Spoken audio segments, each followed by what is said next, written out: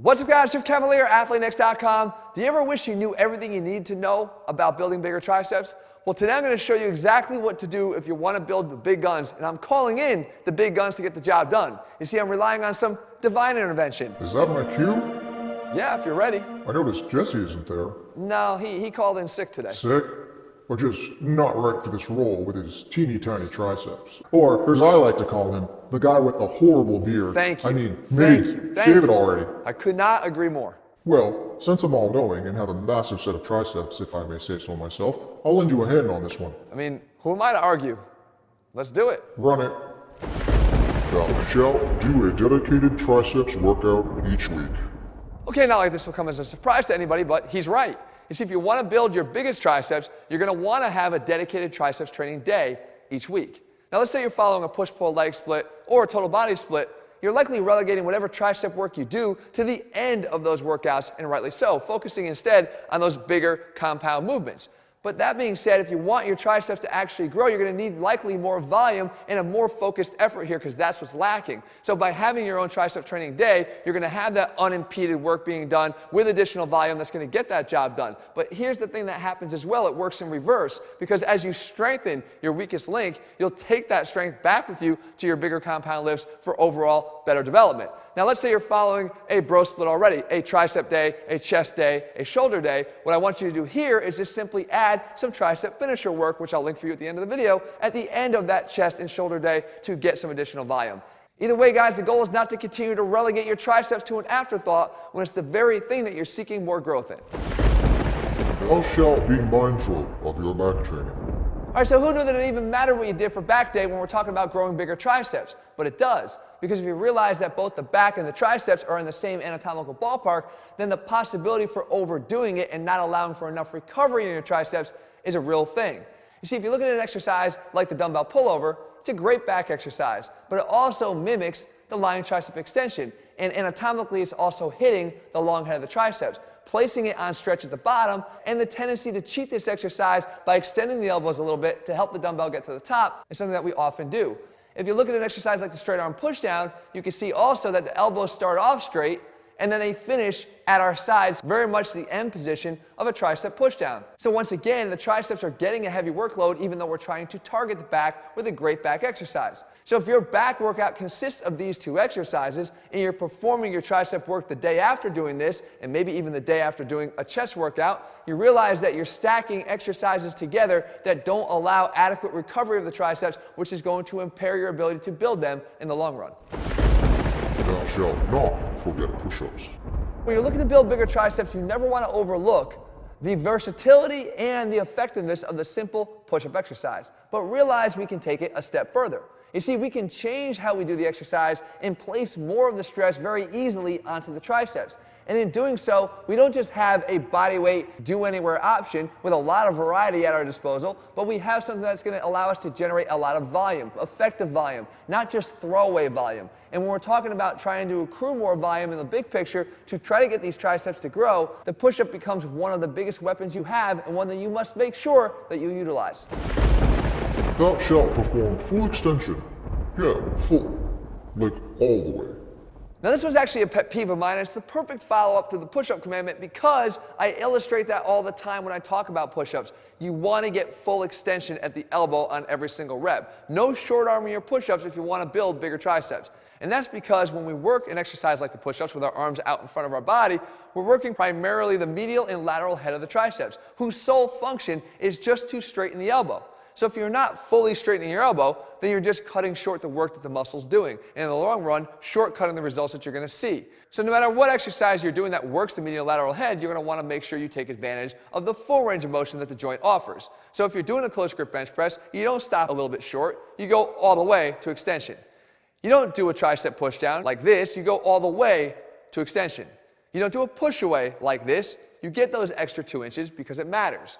You don't do a push up like I said, like this, you get those extra 2 inches because it matters. No matter what exercise you do, guys, full extension of the elbow is going to be full range of motion, and full range of motion is one of the fastest ways to maximally tax a muscle, especially one that you're trying to grow. Thou shalt not fear thy kickbacks. All right, so while this exercise may not be the most popular for everybody, I will tell you if you're seeking bigger triceps, you better find a way to include kickbacks in your routine. And that's because it places the tricep in its most contracted state, with the arm straightened out and back behind our body to get the lateral, medial, and long head. That being said, along with this comes something called active insufficiency. When you place the arm in this position, the long head isn't capable of generating very much tension there because it starts off very much in a shortened state. But that doesn't matter. Just because you're relegated to this side of the dumbbell rack for the 5s, 10s, or 15s to do it, if you throw out the concept of caring about what the number says on the side of the dumbbell and only focus on the tension that it delivers, you will realize quickly that this is one of the only exercise options that provides this benefit and therefore is one that you need to include in your workout. Thou shalt train all parts of the strength curve. All right, so while we have established the importance of training your tricep in its fully contracted and shortened state with a tricep kickback, that doesn't mean you want to overlook the other elements of the tricep strength curve, meaning the mid-range and the stretch position. And there's exercises that actually are tailor-made to do each of these very well. If we start in the stretch position, we look at something like a lying tricep extension. And we can do this with either dumbbells or an easy curl bar, but by virtue of getting our arms up overhead, we're getting that long head of the triceps on stretch, allowing for a greater strength of contraction and the perfect exercise option to hit this all-important part of the strength curve. If we take our arms down a little bit more out in front of our body, we introduce the mid-range options. And again, we talked about the close grip bench press, we talked about the tricep push away. Or we could do something like this, tricep push down with the arms out in front of the body. Regardless of what you do here, most important is making sure you complement the full range of the strength curve, mid-range, stretch, and contracted. Thou shalt always remember to train your triceps heavy. So when it comes to building big triceps, perhaps more important than in any other muscle group you'll train, the triceps are composed of the highest proportion of fast twitch type 2 fibers, which means that they are going to respond best to the use of heavy weights. There's no escaping heavy weights really in any muscle that you train, but here is probably more pronounced than anywhere else. And that's good because you have exercise options that will allow you to do this really effectively. Exercises that will allow you to add additional weight even to bodyweight movements. Exercises that will allow for an easy opportunity for progressive overload to keep those gains coming. Just realize that there's no getting around heavy training when it's big triceps that you're after. Thou shalt not forget to train triceps light. As oftentimes the case whenever you're trying to maximize something, you're never going to exclude the other part of the equation just because it's a lower part of the equation. So if you look at that chart again, you see that, yes, 70% of the makeup of the triceps comes in fast twitch form. However, 30% is also slow twitch, which means you're going to get benefit from doing light weights with higher reps. So if you take an exercise here like the tricep pushdown, you want to perform sets in your workout for 25 reps or so to failure and take advantage of something called metabolic fatigue and metabolic stress. This will give yourself an opportunity to create overload in a different way, not relying simply on tension, but on the metabolic buildup inside of a muscle that sparks growth in a different manner. Remember guys, a smaller contributor is still a contributor in the big picture, and when you're trying to get maximum growth, you want to make sure you're covering all your bases. Thou shalt bend thy wrist. So look, it should come as no surprise when you're trying to build a muscle bigger, you want that muscle to actually do the brunt of the work, not to offload it to another muscle instead. Well, when it comes to the triceps, the muscle group that tends to take over too early or too often is the forearms, especially if you look at an exercise like the tricep pushdown. As we try to get down to that full extension that we already talked about was so important, it's easy to see how the wrist flexing are going to help you feel as if you're getting that bar down further. But it's not what we want. Again, you're offloading the triceps from doing the work and ultimately limiting their growth. So what you want to do is allow your wrists to go backwards. Bend them backwards into extension. And then from here, you have to be aware of the fact that there is a byproduct of this biomechanical switch, and that is we get some radial deviation at the wrist. What this means is it actually starts to deviate or bend backwards in the direction of your thumb. So you can see that if I tried to grab a straight bar from here, it might be really hard, especially if I had limited wrist mobility. But all we have to do is make a switch for the piece of equipment we're using to do the exercise. Here's where something like an angled straight bar, or better, a rope, is going to allow you to benefit from the wrist being bent back without any discomfort that might come from forcing them down onto a straight bar. Whatever it is, guys, remember to incorporate that wrist extension and make the appropriate choice of the equipment you're using, and I promise you in the long run, with more focused effort being done by the triceps, better results will await you. Thou shalt fix your posture for bigger triceps. That's right, posture for triceps.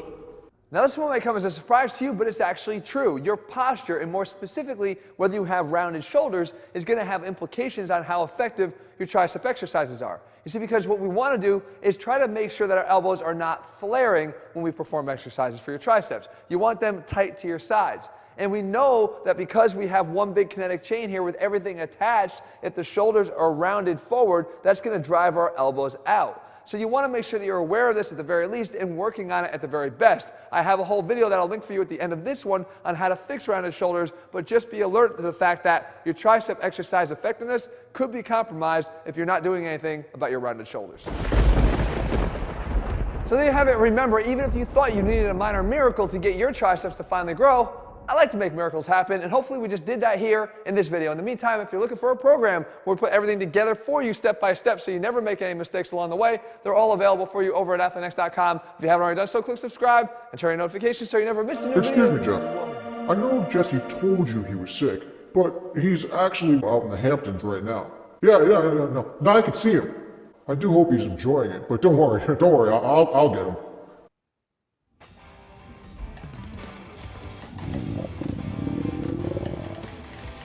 That's right, Jesse. Run, little tricep man, run to the bathroom.